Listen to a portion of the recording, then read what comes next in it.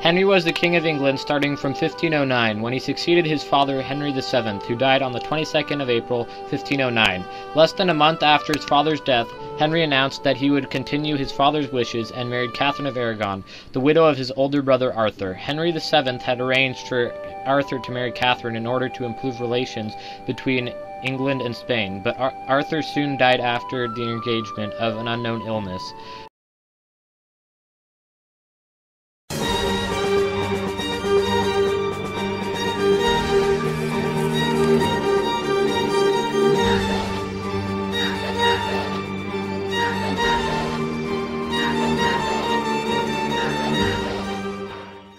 Marriage brings us together today.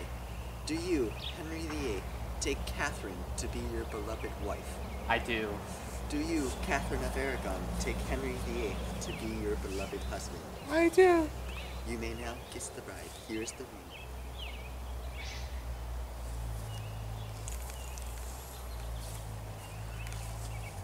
Get away from me!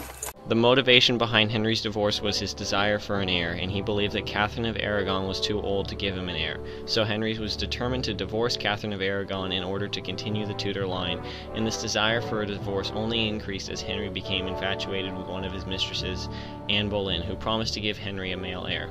The problem was that Henry VIII had no motivation for a divorce that would uphold in the Catholic Church, especially considered that Charles V, the Holy Roman Emperor, was Catherine of Aragon's nephew. In order to get the marriage annulled, Henry would have to break away from the Catholic Church. So, Pope, I need this divorce. I need a male heir. I cannot allow that. I'm the King of England. What does he think he's doing? So Henry broke away from the Catholic Church and declared himself head of church and state, and accused the entire body of the clergy of treason unless they accepted Henry and his new religion, the Anglican Church. Thomas More disagreed with Henry's thinking and insisted that Henry had too much power, which resulted in Thomas's beheading. To ensure there was no rebellion against his new religion, Henry, through Thomas Cromwell, continued his attack on the church by suppressing the monasteries, taking their land, and giving it to his supporters. Despite Henry's battle against the Catholic Church, Henry's new religion was based off of similar principles of the Statute of the Six Articles, which are the founding principles for Orthodox Catholicism. Henry then proceeds to declare his marriage to Catherine of Aragon null and void, and marries Anne Boleyn in 1533. Henry's marriage to Anne Boleyn resulted in their daughter Elizabeth I, and later the beheading of Anne Boleyn herself due to accusations of adultery. When Henry married Jane Seymour, she finally gave him the boy he always wanted, Edward VI, but she died 2 weeks after due to problems experienced during the childbirth. She was Henry's favorite wife, and she was the only one buried with him. Henry's marriage to Anne of Cleves occurred because of Henry's foreign policy and due to the advice of Thomas Cromwell, saying it would improve the relationship between England and the German Protestants. Upon meeting Anne of Cleves, Henry declared that she looked like a horse and divorced her, and then beheaded Cromwell. Anne of Cleves outlived all of the other wives. Henry VIII was married to Catherine Howard on the same day as Cromwell's beheading. She was later beheaded for adultery after 2 years of marriage. Henry's final wife, Catherine Parr, actually outlived Henry. She was the queen during Henry's death. Henry's impact on England can be evaluated with a sperm. Henry's social impact on England was a result of him breaking from the church, which reduced the Catholic Church's power in England to almost nothing and increased his own power to both head of the state and of the church.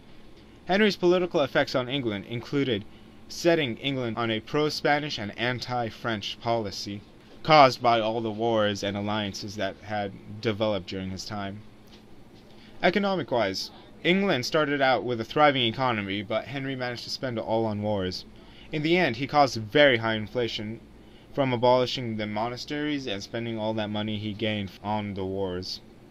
In terms of religion, Henry broke away from the Catholic Church and instead established the Anglican Church in England.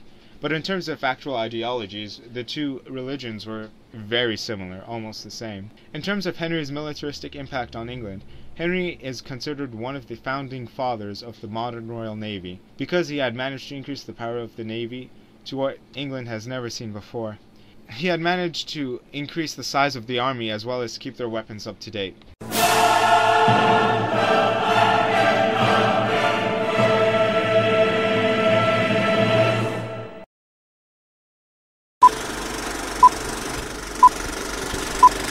Go. Tutor trick shots over the backboard.